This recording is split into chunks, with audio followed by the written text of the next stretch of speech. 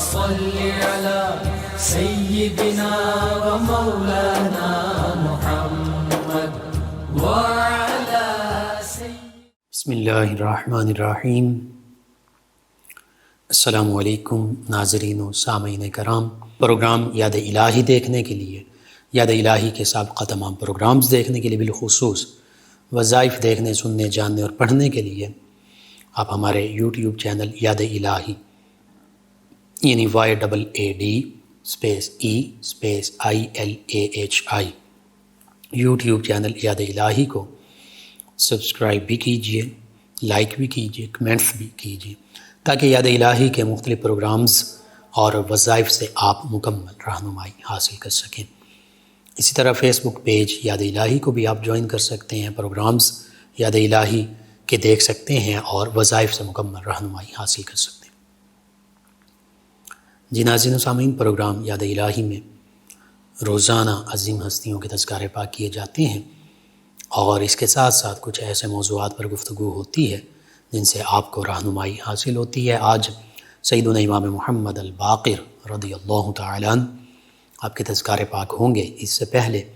کتاب الشفا سے آج کا خاص وظیفہ، گم شدہ چیز کی بازیابی کا وظیفہ۔ کسی کی کوئی چیز گم ہو جائے تو جو شخص یا مالک الملکی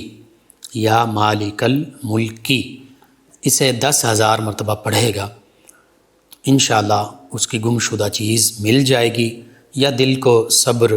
چین، قرار اور سکون آ جائے گا۔ جو بے چینی مال کے گم ہو جانے سے تھی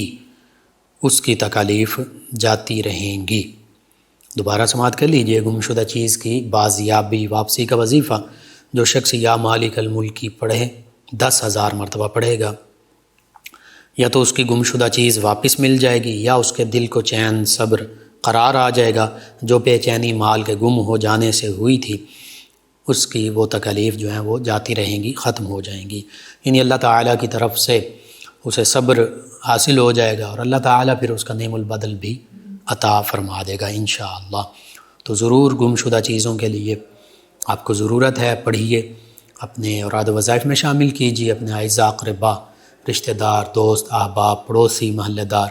امت مسلمہ تک پہنچائیے۔ میرے آپ کے ہمارے بتانے سے ہمارے کسی ایک بھی مسلمان بھائی، مسلمان بہن، مسلمان فرد کا فائدہ ہوتا ہے تو انشاءاللہ یہ ہمارے لیے دین و دنیا آخرت میں بھلائی،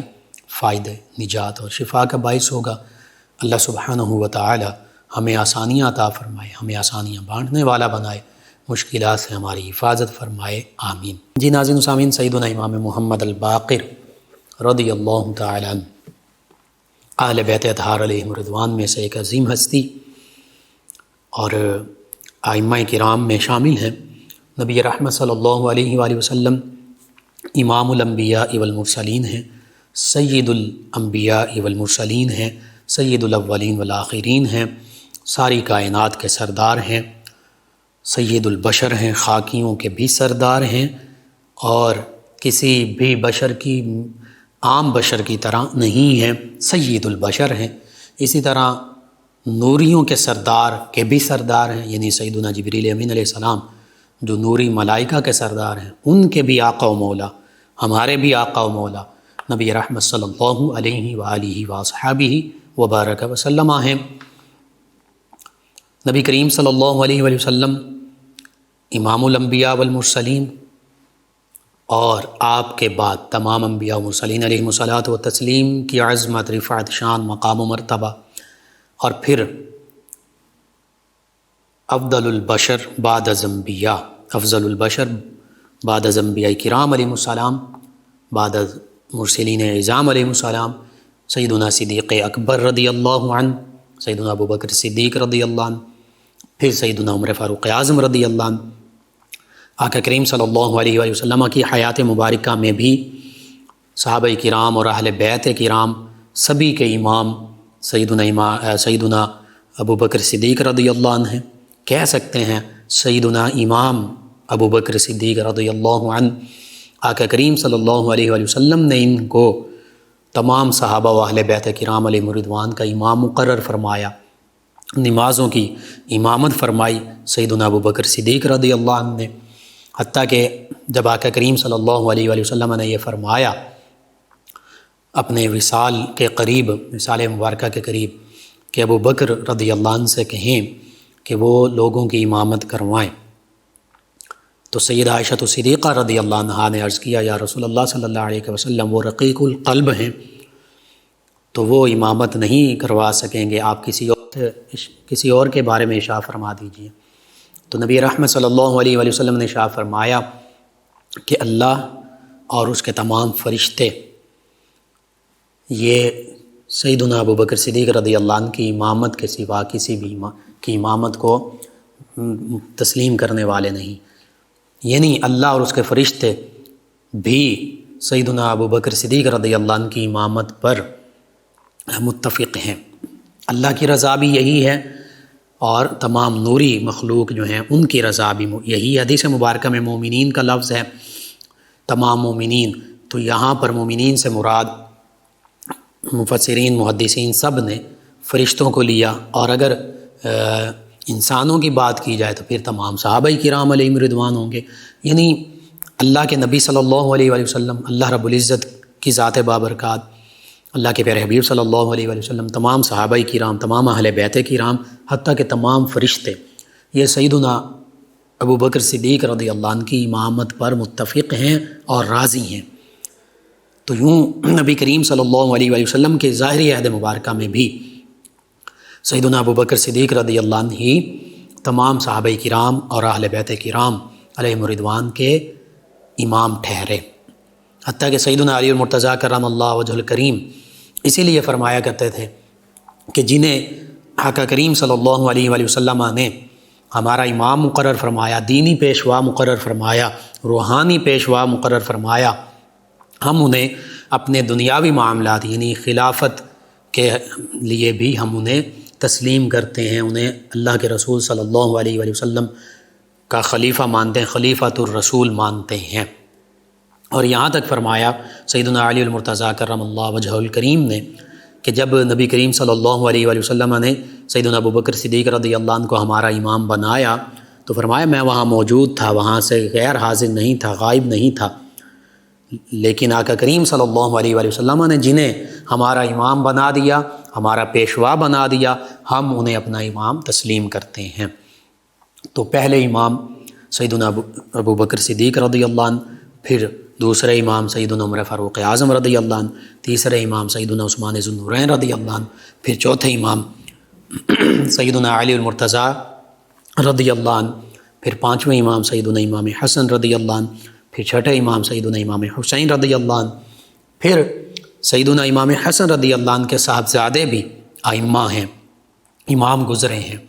سیدنا حسن مثنیٰ رضی اللہ عنہ ہیں، سیدنا امام عبداللہ محض رضی اللہ عنہ ہیں، اسی طرح اور پھر سیدنا غوث اعظم رضی اللہ عنہ بھی امت کے امام ہیں، حتیٰ کہ جو سیدنا امام مہدی رضی اللہ عنہ ہیں قرب قیامت کے قریب تشریف لائیں گے، وہ بھی سیدنا امام حسن رضی اللہ عنہ کی اولاد پاک میں سے ہوں گے۔ تو سیدنا امام حسن رضی اللہ عنہ خود بھی امام ہیں، آپ کی اولاد پاک میں کئی ائمہ گزرے ہیں، کئی آپ کے شہزادے، پوتے اور آپ کی نسل پاک میں سے ائمہ ہیں اور ہوں گے، بالخصوص سیدنا امام مہدی رضی اللہ عنہ، وہ بھی سیدنا امام حسن رضی اللہ عنہ کی اولاد پاک میں سے۔ دوسری طرف سیدنا امام حسین رضی اللہ عنہ، آپ کے صاحبزادے، آپ کے پوتے، پڑ پوتے، پھر آپ کی نسل پاک میں بھی کئی ہستیاں، وہ امت کے رہنما امام المسلمین ٹھہرے، وہ امت کے رہنما ٹھہرے، رہبر، رہنما، پیشوا ٹھہرے، جن میں سیدنا امام حسین رضی اللہ عنہ کے بعد اگرچہ تمام سیدنا امام حسین رضی اللہ عنہ کے شہزادے، پوتے، پڑ پوتے، نسل پاک جو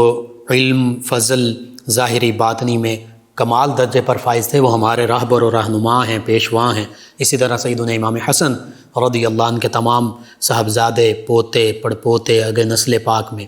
جنہیں اللہ تعالیٰ نے ظاہری باطنی کمالات سے نوازا، وہ ہمارے امام ہیں، ہمارے رہبر و رہنما اور پیشوا ہیں۔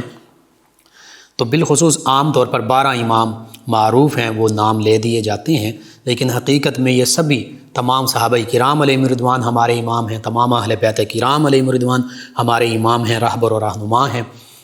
تو سیدنا امام حسین رضی اللہ عنہ کے بعد خاص طور پر سیدنا امام علی زین العابدین رضی اللہ عنہ کا اسم گرامی، پھر سیدنا امام محمد باقر رضی اللہ عنہ آپ کا اسم گرامی، آپ سیدنا امام حسین رضی اللہ عنہ کے اولاد پاک میں سے خاص امام ٹھہرے، امت کے رہبر و رہنما ٹھہرے، امام المسلمین ٹھہرے۔ سیدنا امام حسین رضی اللہ عنہ کے آپ پوتے ہیں، سیدنا امام علی زین العابدین رضی اللہ عنہ کے آپ صاحبزادے ہیں، سیدنا علی المرتضیٰ رضی اللہ عنہ کے پڑ پوتے ہیں، سیدہ فاطمہ الزہرا رضی اللہ عنہا کے بھی پڑ پوتے ہیں، نبی رحمت صلی اللہ علیہ وآلہ وسلم آپ کے جد امجد ہیں۔ یہ کیسی خوبصورت پاکیزہ نسبتیں حاصل ہیں ان ہستی کو، یہ ددیال کے حوالے سے، یعنی والد گرامی کی طرف سے یہ نسبتیں خاص، کائنات کی عظیم نسبتیں۔ اسی طرح آپ کو ایک نسبت اور بھی ہے، وہ صدیقی نسبت ہے۔ وہ نسبت یہ کہ سیدنا امام محمد الباقر رضی اللہ عنہ آپ کا عقد جو ہوا وہ سیدہ ام فروہ رضی اللہ عنہا سے ہوا۔ سیدنا علی المرتضیٰ رضی اللہ عنہ کے پڑپوتے ہیں آپ، تو سیدہ ام فروہ رضی اللہ عنہا جو ہیں یہ سیدنا ابو بکر صدیق رضی اللہ عنہ کی پڑپوتی بھی ہیں، پڑ نواسی بھی ہیں۔ تو یوں سیدنا ابو بکر صدیق رضی اللہ تعالی عنہ کے ساتھ آپ کو خاص نسبت ہے۔ سیدنا ابو بکر صدیق رضی اللہ عنہ آپ کے سسر ہوئے، اس حوالے سے سسرالی رشتہ ہوا، اور آپ کی اولاد پاک جو ہیں سیدنا امام جعفر صادق رضی اللہ عنہ ہوں، دیگر صاحبزادے ہوں، پھر سیدنا امام موسیٰ کاظم رضی اللہ عنہ، اور آگے ساری اہل بیت اطہار علیہم رضوان سبھی ہستیاں، ان کا ننیال جو ہے وہ پھر سیدنا ابو بکر صدیق رضی اللہ عنہ کا خانوادہ ٹھہرتا ہے۔ ددیال بھی عظیم، نبی کریم صلی اللہ علیہ وآلہ وسلم، سیدہ فاطمہ الزہرا رضی اللہ عنہا، سیدنا علی المرتضیٰ رضی اللہ عنہ، اور ننیال ان کے اولاد پاک کا، یعنی سیدنا امام جعفر صادق رضی اللہ عنہ، ان کا ننیال جو ہے وہ بھی عظیم۔ آپ کا سسرال سیدنا امام محمد الباقر رضی اللہ عنہ کا۔ بہرحال اسم گرامی آپ کا محمد ہے، اور اہل بیت کرام میں خاص طور پر یہ نامی اسم گرامی جو نبی کریم رؤوف الرحیم علیہ الصلاۃ و تسلیم کی نسبت سے ہے، محمد، یہ آپ ہی کا نام ہے، آپ ہی کا اسم گرامی ہے۔ باقر آپ کی کنیت ہے، آپ کا لقب ہے۔ کنیت میں تو ابو جعفر بھی آپ کی کنیت ہے، ابو اسماعیل بھی دوسرے صاحبزادے جو ہیں ان کی نسبت سے، لیکن لقب آپ کا خاص جو مشہور ہوا، معروف وہ باقر ہے۔ باقر کا معنی ہے وسعت والا، علمی وسعت والا، حتیٰ کہ علم کی گہرائیوں میں پہنچنے والا،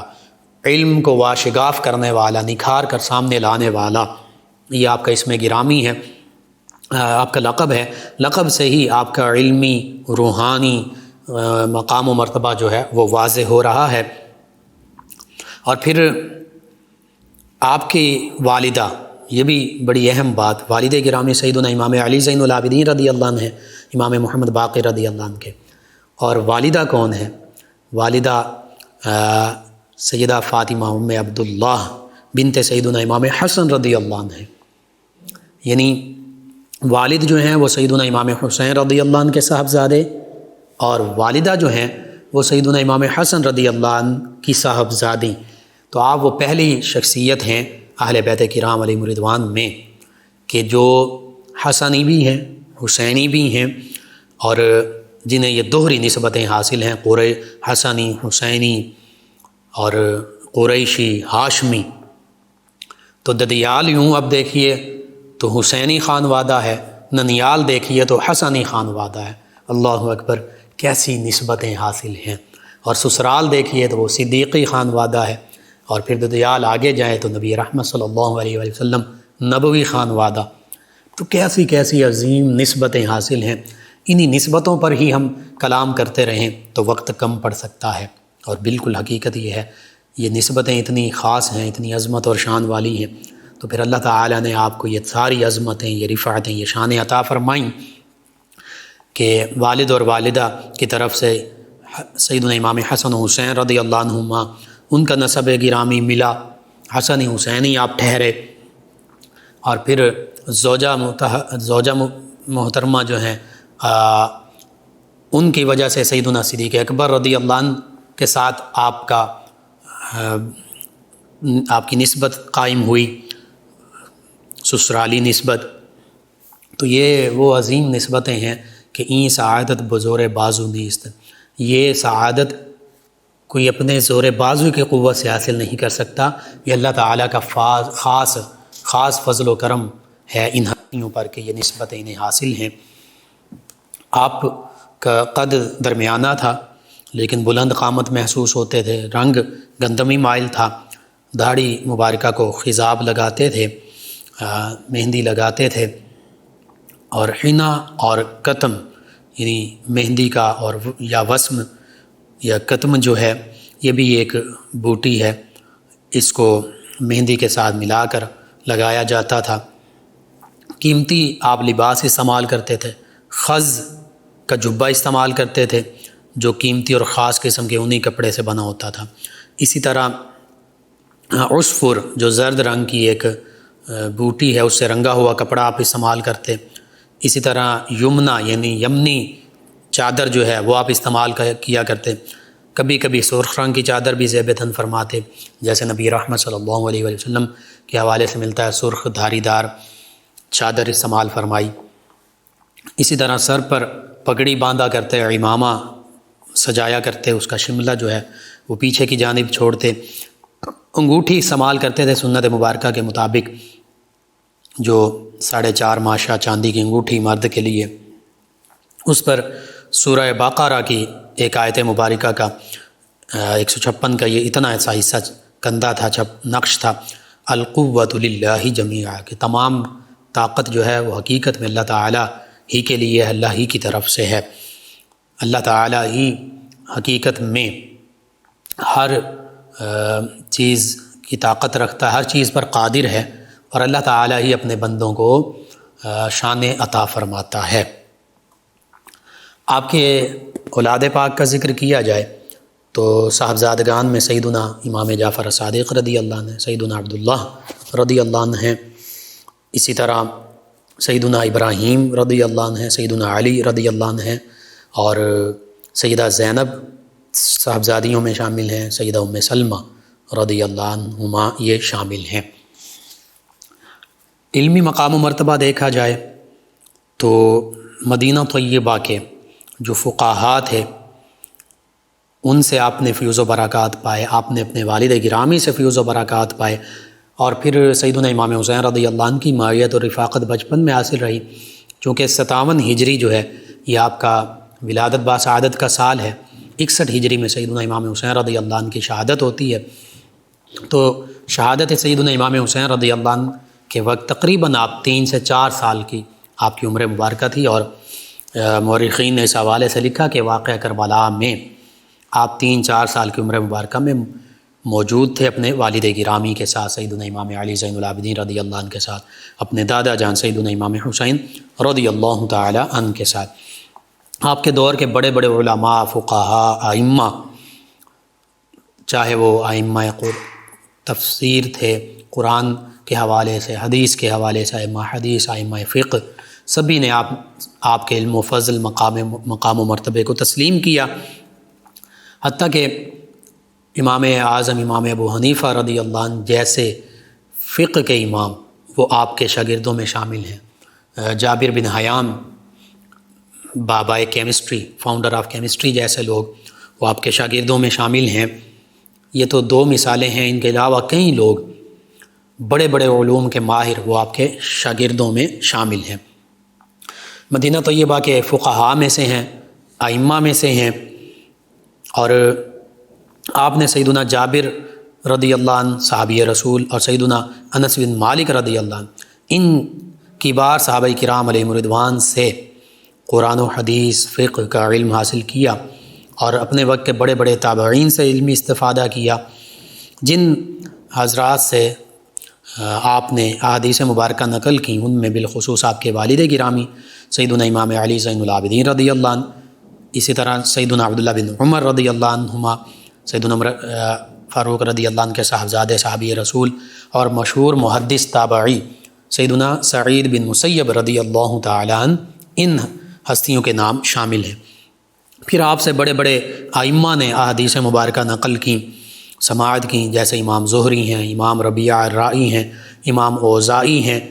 اور آپ کے صاحبزادے سیدنا امام جعفر الصادق رضی اللہ عنہ ہیں، سیدنا امام ابو حنیفہ ہیں۔ انہوں نے آپ سے احادیث مبارکہ نقل کی، نہ صرف احادیث مبارکہ بلکہ شرعی مسائل جو ہیں، فقہی مسائل قرآن و سنت کے حوالے سے جو اخذ کیے جاتے ہیں وہ علم آپ سے اخذ کیا، حتیٰ کہ سید فقہاء الحجاز یہ آپ کا لقب بن گیا۔ پورے حجاز مقدس کے فقہاء، علماء، مفتیان کرام، مفسرین، محدثین، سب کے آپ سردار ٹھہرے۔ اسی طرح آپ محدث اور فقیہ بھی تھے، مفسر بھی تھے، قرآن مجید فرقان حمید کی تفسیر بھی بیان فرمایا کرتے تھے۔ مالک بن اعین جہنی جو ہیں یہ کہتے ہیں کہ آپ اپنے زمانے کی واحد منفرد ہستی تھی کہ جن کو علوم قرآن پر مکمل دسترس حاصل تھی، یعنی اہل بیت کرام علیہم رضوان اور صحابہ کرام سے آپ نے علوم حاصل کیے، تو وہ علوم ایسے تھے اور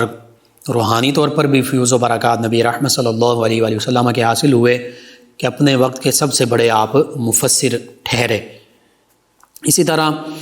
بعض اوقات علماء اور حتیٰ کہ جو حکمران تھے، عمومی حکمران، وہ بھی آپ سے سوالات پوچھا کرتے، بعض اوقات امتحان کے لیے ہوتے، بعض اوقات حقیقت میں اپنے مسائل حل کرنے کے لیے ہوتے، آپ فوراً جواب دیا کرتے۔ ہشام بن عبد الملک جب یہ اپنے دور حکومت میں حج پر گیا تو حضرت نافع رضی اللہ عنہ جو سیدنا عمر رضی اللہ عنہ کے آزاد کردہ غلام تھے وہ بھی ساتھ تھے۔ حضرت نافع رضی اللہ عنہ نے دیکھا کہ بیت اللہ کے پاس ایک شخصیت بیٹھی ہیں جن کے ارد گرد لوگوں کا ہجوم ہے،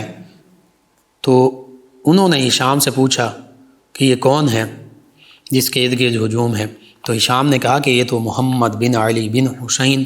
یعنی سیدنا امام محمد الباقر رضی اللہ عنہ ہیں۔ تو حضرت نافع رضی اللہ عنہ نے ہشام سے کہا کہ میں ان کے پاس جا کر کچھ خاص قسم کے سوالات کرتا ہوں۔ ہشام نے کہا ضرور جائیں، اور ہشام یہ سمجھا کہ یہ سوالات کریں گے تو انہیں جواب نہیں آئیں گے امام محمد باقر رضی اللہ عنہ کو، تو معاذ اللہ انہیں شرمندگی کا سامنا کرنا پڑے گا۔ تو حضرت نافع رضی اللہ عنہ لوگوں کے مجمع میں آئے اور کہا اے محمد بن علی رضی اللہ عنہما، محمد باقر بن سیدنا امام علی زین العابدین رضی اللہ عنہما، میں نے چاروں آسمانی کتابیں پڑھ رکھی ہیں اور ان کتابوں میں، چاروں آسمانی کتابوں میں موجود احکام اور مسائل سے میں بخوبی واقف ہوں۔ میں آپ سے چند اہم سوالات کرنے آیا ہوں جن کا جواب کوئی نبی دے سکتے ہیں یا نبی علیہ السلام کی اولاد میں سے، تو چونکہ نبی تو آقا کریم صلی اللہ علیہ وآلہ وسلم کے بعد کوئی نہیں ہے، آپ نبی علیہ السلام کی اولاد میں سے ایک فرد ہیں، تو مجھے معلوم ہے آپ ان کے جواب ضرور ارشاد فرمائیں گے۔ امام محمد الباقر رضی اللہ عنہ نے اپنا سر انور اٹھایا اور فرمایا پوچھو جو آپ پوچھنا چاہتے ہیں۔ تو آپ نے خاص علمی نوعیت کے سوالات پوچھے، تو سیدنا امام محمد باقر رضی اللہ عنہ نے ان کے جوابات ارشاد فرمائے، اور پھر ہشام نے جب یہ سنا تو اس نے پوچھا کہ کیا ہوا پھر؟ تو حضرت نافع رضی اللہ عنہ نے کہا ہوا واللہ اعلم الناس، اللہ رب العزت کی قسم وہ لوگوں میں سب سے زیادہ علم والے ہیں، وہو ابن رسول اللہ حقاً، اور حقیقت میں یہ نبی رحمت صلی اللہ علیہ وآلہ وسلم کے اولاد پاک میں سے ہیں اور یہ انہی کا شرف ہے۔ اسی طرح طاؤس نے بھی سوالات پوچھے تھے، چند ایک کا ذکر کرتا ہوں۔ اس نے پوچھا کہ مجھے سوالات کرنے کی اجازت ہے؟ آپ نے فرمایا بالکل۔ اس نے پوچھا کہ آدم، سیدنا آدم علیہ السلام کا نام نامی اس میں گرامی کیوں رکھا گیا؟ اب میں عربی کے لفظ ادیم سے ہے جس کا معنی ہے اوپر والی جلد، چونکہ سیدنا آدم علیہ السلام کی مٹی جو ہے وہ نچلی زمین والی تہ سے، جلد سے لی گئی تھی، تہ سے جلد کو کہتے ہیں، تو اس لیے ان کا نام آدم رکھا گیا، سیدنا آدم علیہ السلام۔ پھر پوچھا حوا، ان کا نام حوا کیوں رکھا گیا؟ میں عربی لفظ حی سے ہے جس کا معنی زندہ، کیونکہ حوا سلام اللہ علیہ کو ایک زندہ انسان سیدنا آدم علیہ السلام کی پسلی سے پیدا کیا گیا، اس لیے ان کا نام حوا سلام اللہ علیہ رکھا گیا۔ طاؤس نے پھر کہا کہ ابلیس کو ابلیس کیوں کہا جاتا ہے؟ اب میں ابلیس کا معنی مایوس ہونے والا، چونکہ یہ اللہ کی رحمت سے مایوس ہوا اس لیے اسے ابلیس کہا جاتا ہے۔ پھر پوچھا جن کو جن کیوں کہا جاتا ہے؟ اب میں جن کا معنی چھپی ہوئی چیز ہے، جنات لوگوں کو نظر نہیں آتے، لوگوں سے چھپے ہوتے ہیں، اس لیے جن کہا جاتا ہے۔ پھر پوچھا کہ وہ کون سا جھوٹ ہے جو سب سے پہلے بولا گیا اور کس نے بولا تھا؟ تو فرمایا وہ جھوٹ شیطان نے بولا تھا، اور وہ جھوٹ یہ تھا کہ انا خیر من، یہ جھوٹ کہ میں اس سے بہتر ہوں صرف اس وجہ سے، خلقتنی من نار و خلقتہ من طین، کہ اللہ تو نے مجھے آگ سے پیدا فرمایا اور آدم علیہ السلام کو مٹی سے پیدا فرمایا۔ تو اس کی دانست میں وہ سمجھتا کہ آگ بہتر ہے، تو وہ سمجھتا تھا چونکہ آگ بہتر ہے اس کی دانست میں، تو میں بہتر ہوں، میں افضل ہوں، میں انہیں سجدہ کیوں کروں؟ حالانکہ یہ جھوٹ تھا، آگ بہتر نہیں ہے۔ اسی طرح طاؤس نے پوچھا کہ مجھے اس رسول کے بارے میں بتائیں جسے اللہ نے بھیجا، لیکن نہ وہ جنات میں سے تھے وہ رسول، نہ انسانوں میں سے، نہ فرشتوں میں سے، اور اس کا تذکرہ قرآن مجید میں بھی ہے۔ تو ہمارے اس رسول سے مراد ہے بھیجا جانے والا، بھیجی جانے والی کوئی چیز۔ ہمارا وہ کوا ہے جس کو اللہ تعالیٰ نے اس وقت بھیجا تھا جب قابیل نے اپنے بھائی حابیل کو قتل کر دیا تھا، اور اس کوے نے پھر دکھایا دوسرا کوا جو مرا کیسے دفن کرنا ہے، کیسے زمین میں چھپانا ہے۔ پھر کہا کہ وہ کون سی چیز ہے جو بڑھتی بھی ہے گھٹتی بھی ہے، اور وہ کون سی چیز ہے جو گھٹتی ہے بڑھتی نہیں، وہ کون سی چیز ہے جو نہ گھٹتی ہے نہ بڑھتی ہے؟ فرمایا جو چیز گھٹتی اور بڑھتی ہے دونوں چیزیں ہیں، وہ چاند ہیں۔ چاند کم بھی ہوتا ہے، گھٹ بھی رہا ہے، بڑھ بھی رہا ہے، باریک بھی ہوتا ہے، پورا بھی ہو جاتا ہے۔ جو گھٹتی اور بڑھتی نہیں ہے، جو گھٹتی ہے اور بڑھتی نہیں ہے فرمایا وہ عمر ہے، زندگی۔ اور فرمایا جو نہ گھٹتی ہے نہ بڑھتی ہے فرمایا وہ سمندر ہے، نہ گھٹتا ہے نہ بڑھتا ہے۔ اسی طرح فرمایا کہ وہ کون سے لوگ تھے جنہوں نے سچی گواہی دی، گواہی سچی دی لیکن جھوٹے تھے؟ فرمایا وہ منافقین تھے جنہوں نے آقا کریم صلی اللہ علیہ وآلہ وسلم سے آ کر کہا تھا کہ ہم تو گواہی دیتے ہیں کہ آپ اللہ کے سچے رسول ہیں۔ تو اس پر یہ آیت مبارکہ نازل ہوئی، سورۃ المنافقون کی پہلی آیت مبارکہ 28ویں پارے میں، اذا جاءک المنافقون قالوا نشهد انک لرسول اللہ واللہ یعلم انک لرسولہ واللہ یشہد ان المنافقین لکاذبون، کہ جب منافق لوگ آپ کے پاس آتے ہیں تو کہتے ہیں اے نبی صلی اللہ علیہ وآلہ وسلم ہم گواہی دیتے ہیں آپ اللہ کے سچے رسول ہیں، اور اللہ جانتا ہے کہ آپ واقعی اللہ کے سچے رسول ہیں، لیکن اللہ گواہی دیتا ہے کہ یہ منافق لوگ جھوٹے ہیں۔ یہ حقیقت ہے کہ اللہ کے نبی صلی اللہ علیہ وآلہ وسلم اللہ کے سچے نبی، سچے رسول، آخری نبی، آخری رسول ہیں، لیکن جو منافق کہہ رہے ہیں یہ جھوٹے ہیں، یعنی یہ صرف زبان سے کہہ رہے ہیں، دل سے یہ تصدیق نہیں کرتے، اس لیے یہ اپنے اس دعوے میں جھوٹے ہیں، یہ مومن نہیں ہیں، یہ منافق ہیں۔ تو یوں طاؤس نے کئی سوالات کیے، امام محمد الباقر رضی اللہ عنہ نے بڑی تفصیل کے ساتھ تسلی بخش جواب دیے۔ تو طاؤس جو ہے وہ بھی مان گیا کہ اللہ تعالیٰ نے آپ کو واقعتاً بہت علم اور مقام و مرتبہ عطا فرمایا ہے۔ اب کے حوالے سے یہ بھی ملتا ہے کہ ہشام بن عبد الملک جو ہے اموی حکمران، اس نے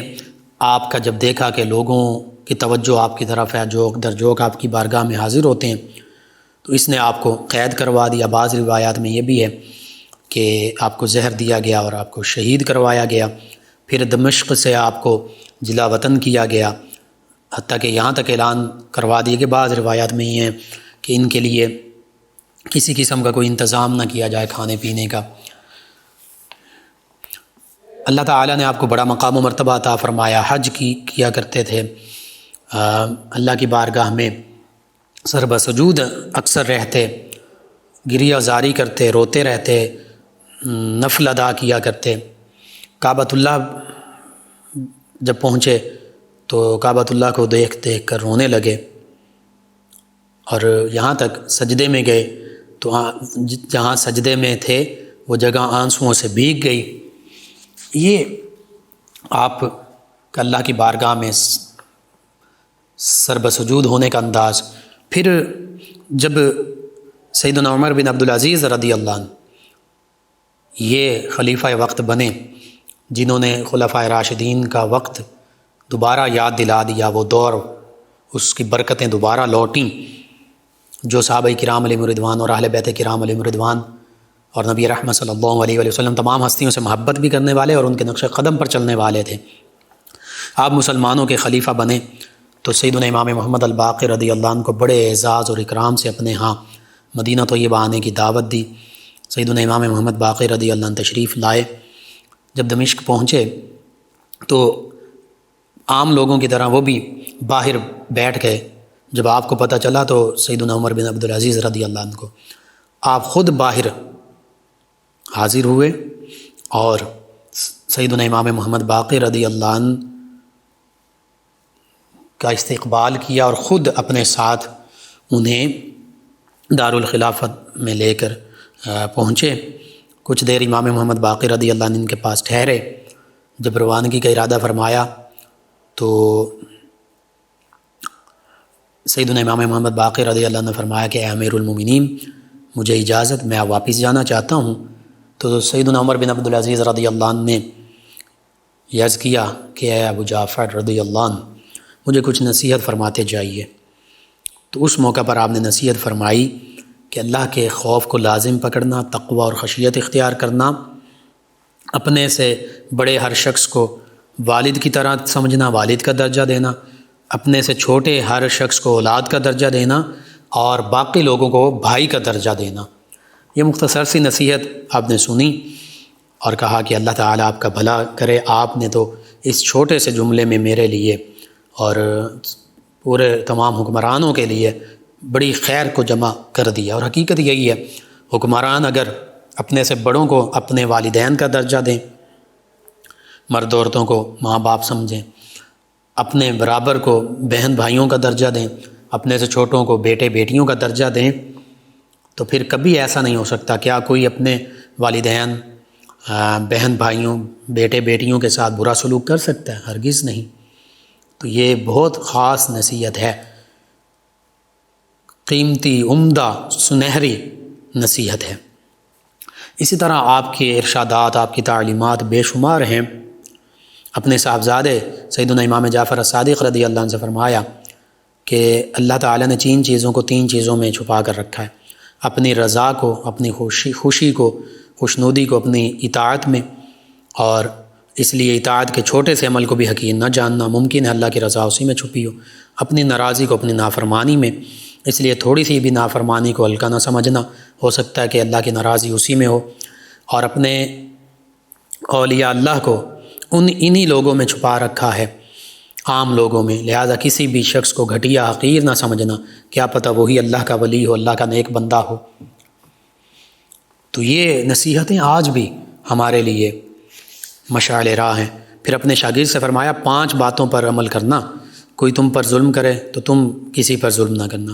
کوئی تمہارے ساتھ لوگ خیانت کریں تم کسی سے خیانت نہ کرنا، کوئی تم سے جھوٹ بولے تم غصے نہ ہونا، کوئی تمہاری تعریف کرے تو تکبر مت کرنا، کوئی برائی بیان کرے تو گھبرانا مت۔ کیسی کیسی عمدہ نصیحتیں ہیں۔ آج بھی ضرورت اس امر کی ہے کہ ہم نبی رحمت صلی اللہ علیہ وآلہ وسلم، صحابہ کرام علیہم رضوان، اہل بیت کرام علیہم رضوان، اور چونکہ ان ہستی کا ذکر ہوا تو ان ہستیوں کی تعلیمات پر عمل پیرا ہونے والے بن جائیں۔ محبت کا تو ہم دعویٰ کرتے ہیں، دم بھرتے ہیں، اس محبت کا تقاضا یہ ہے کہ ان ہستیوں کے ہم نقش قدم پر چلنے والے بن جائیں۔ یہ سخاوت فرماتے تھے، اپنا سب کچھ لوگوں کی ضرورتوں پر خرچ کر دیا کرتے تھے، لوگوں کے ساتھ نرمی، محبت کا معاملہ، شفقت کا انداز اختیار کرتے تھے۔ کوئی ناانصافی، ظلم، زیادتی کرتا اللہ پر چھوڑ دیتے۔ یہ ان ہستیوں کا معاملہ تھا۔ آج بھی ضرورت اس امر کی ہے کہ ہم اسلام کی حقیقی تعلیمات، جن پر یہ عمل پیرا تھے ہستیاں، ان پر عمل پیرا ہونے والے بن جائیں۔ تو پھر دیکھیے حکمران بھی، عوام بھی، امت مسلمہ بھی، پھر دیکھیے کیسے مسلمان اپنا کھویا ہوا وقار، عروج، اوج کمال پا سکتے ہیں۔ اللہ سبحانہ و تعالی ہمیں ان معروضات پر عمل پیرا ہونے کی توفیق عطا فرمائے، امت مسلمہ کو اوج کمال، سربلندیاں عطا فرمائے، آمین۔ اللہم صلی علی سیدنا و مولانا محمد وعلی آپ سماعت فرما رہے ہیں پروگرام یاد الہی۔ ناظرین و سامعین، اس دوران ہمیں جوائن کیا نعمت علی صاحب ہیں، چک نمبر 104 سے، کہتے ہیں آپ کا پروگرام بہت اچھا ہے۔ جی شکریہ آپ کا، اللہ تعالیٰ آپ کو سننے کے لیے جزائے خیر عطا فرمائے۔ 208 چک ڈوگرا والا سے ہیں چودھری اقبال گجر صاحب، اللہ وسایہ بجلی والے ہیں، کہتے ہیں ہم پروگرام سن رہے ہیں اور السلام علیکم کہا جی وعلیکم السلام۔ ان کے علاوہ چنیوٹ سے ہیں منشا ڈوگر صاحب، کہتے ہیں آپ کا پروگرام سن رہا ہوں اور کہا السلام علیکم جی وعلیکم السلام۔ ایک اور لسنر ہیں ہمارے ریگولر لسنرز میں ہی 208 چک ڈوگرا والا سے، کہتے ہیں السلام علیکم جی وعلیکم السلام، کہتے ہیں کہ آپ کا پروگرام ہم سن رہے ہیں۔ افتخار ڈوگر صاحب، غلام رسول صاحب، احمد صاحب، غلام حسین صاحب، محمد علی عباس صاحب، آپ تمام ویورز لسنرز کا شکریہ، آپ ہمیں جوائن کرتے ہیں۔ ایک اور لسنر ہیں، نام غالباً انہوں نے نہیں لکھا، کہتے ہیں السلام علیکم جی وعلیکم السلام، کہتے ہیں مسئلہ یہ ہے کہ میں بہت کوشش کرتا ہوں نماز قضا نہ ہو جائے، لیکن پھر بھی نماز قضا ہو جاتی ہے۔ کہتے ہیں نماز وقت پر پابندی سے نہیں ہوتی، کوئی وظیفہ بتائیں کہ نماز کا عادی بن جاؤں۔ جی میں عرض کرتا ہوں، سب سے بڑا وظیفہ تو خوف خدا ہے، موت کو یاد رکھنا ہے، اور دوسرا وظیفہ یہ ہے عملی، جو نماز پڑھنے والے لوگ ہیں ان کے ساتھ سلام دعا رکھیں، ان کے پاس اٹھیں بیٹھیں، انشاءاللہ جیسی سنگت ویسی رنگت، جیسے لوگوں کے پاس بیٹھیں گے ویسے ہو جائیں گے۔ اور تیسرا یہ کہ جب اذان ہو، جیسے ہی اذان ہو فوراً مسجد کی طرف چل پڑیے، دیر نہ کیجیے، چاہے گھر سے وضو کر لیجئے چاہے مسجد میں جا کر وضو کر لیجئے، بہتر یہی ہوتا ہے، زیادہ ثواب ہے گھر سے وضو کر کے انسان جائے۔ اور وظیفہ میں عرض کر دیتا ہوں، آپ استغفار کی کثرت کیجیے، استغفر اللہ اتنا، یا استغفر اللہ ربی من کل ذنب و اتوب الیہ، یا صرف یا غفارو یا غفارو، یا تینوں ہی وظیفے کر سکتے ہیں، یہ کیجیے، اللہ سے دعا بھی مانگیے، انشاءاللہ اللہ تعالیٰ بہتری فرمائے گا۔ ایک اور لسنر ہیں، کہتے ہیں السلام علیکم انکل جی، جی وعلیکم السلام، کہتے ہیں آئی ایم آنیسا، آپ کا پروگرام روزانہ کی طرح بڑا زبردست ہے، اللہ تعالیٰ آپ کو صحت تندرستی والی لمبی عمر عطا فرمائے، آمین۔ جی شکریہ بیٹا آپ کا بھی، تمام ویورز لسنرز کا، اللہ تعالیٰ آپ سب کو دین و دنیا آخرت کے تمام بھلائیاں عطا فرمائے، مجھے بھی عطا فرمائے، آمین۔ خالد گلزار پوری صاحب ہیں، فرحان پوری صاحب ہیں، سلمان پوری صاحب ہیں، عبداللہ پوری صاحب ہیں، مصطفیٰ آباد فیصل آباد سے، کہتے ہیں پروگرام بہت اچھا ہے، اللہ تعالیٰ آپ کو خوش رکھے، آمین۔ جی شکریہ آپ کا بھی۔ ایک اور لسنر ہیں محمد طاہر آوان صاحب، کہتے ہیں السلام علیکم مولانا صاحب، جی وعلیکم السلام، کہتے ہیں سر رزق میں تنگی ہے، کوئی وظیفہ بتا دیں، شکریہ۔ جی وما اصابکم من مصیبت فبما کسبت ایدیکم ویعفو عن کثیر، میرے آپ کے ہم سب تمام مسلمانوں کے لیے اللہ کا پیغام ہے۔ اللہ فرماتا ہے کہ تمہیں جو بھی مصیبت تنگی پریشانی پہنچتی ہے، فرماتا ہے کہ یہ تمہارے اپنے ہاتھوں کی کمائی ہے، ویعفو عن کثیر، اللہ فرماتا ہے اللہ تو کثیر چیزیں تمہارے معاملات معاف فرما دیتا ہے، حقیقت یہی ہے۔ اس لیے میں آپ ہم سب اپنے آپ کو بہتر کریں، سب سے پہلے اپنے عقائد، اپنے تھاٹس، اپنے نظریات وہ درست کریں، کوئی بھی ہمارا نظریہ عقیدہ وہ قرآن و سنت کے خلاف نہ ہو، اللہ کے حبیب صلی اللہ علیہ وسلم، صحابہ کرام، اہل بیت کرام، اولیاء کاملین صالحین، ان کے حوالے سے کوئی بھی گستاخی والا تنقیصانہ عقیدہ نہ ہو، پھر ہم نماز تلاوت کی پابندی کریں، شریعت مطہرہ کی پابندی کرنے کی کوشش کریں، اس کے ساتھ خاص طور پر آپ کے لیے اور تمام امت مسلمہ کے لیے یا رزاقو، ایک تو اس کو کثرت سے پڑھیں، اللہ تعالیٰ رزق عطا فرمانے والا، دوسرا یا مسبب الاسباب، یا مسبب الاسباب، یہ پڑھتے رہیں اے بہتر اسباب پیدا فرمانے والے، اور تیسرا استغفار اور درود پاک کی کثرت کریں۔ یہ دو تین چیزیں آپ کرتے رہیں نماز اور تلاوت کے ساتھ، اور اللہ سے رو کر گر گرا کر تنہائی میں دعا مانگیں، سجدے میں پڑھ کر دعا مانگیں، انشاءاللہ دیکھیے اللہ تعالیٰ دعائیں قبول فرمانے والا، اجیب دعوت الداعی اذا دعان فلیستجیبوا لی ولیؤمنوا بی لعلہم یرشدون، اللہ فرماتا ہے تم مجھ سے دعا مانگو، میں تمہاری دعاؤں کو سنتا بھی ہوں، قبول بھی کرتا ہوں، اور فلیستجیبوا لی، میں ہی اسے قبول کرنے والا ہوں۔ تو بالکل آپ ان چیزوں پر عمل کیجئے، اللہ تعالیٰ بہتری فرما دے گا۔ آپ تمام ویورز کا، لسنرز کا شکریہ، آپ ہمیں جوائن کرتے ہیں، پروگرام یاد الہی میں شامل ہوتے ہیں، اپنے فیڈ بیک سے ہمیں آگاہ کرتے ہیں۔ ناظرین و سامعین، پروگرام یاد الہی کا وقت ختم ہو جاتا ہے، انشاءاللہ کل صبح دوبارہ آپ سے ملاقات ہوگی۔ پروگرام یاد الہی میں اپنے میزبان محمد لقمان رضا اور ہماری ٹیم کو اجازت دیجیے، اللہ نگہبان۔ اللہم صل علی سيدنا ومولانا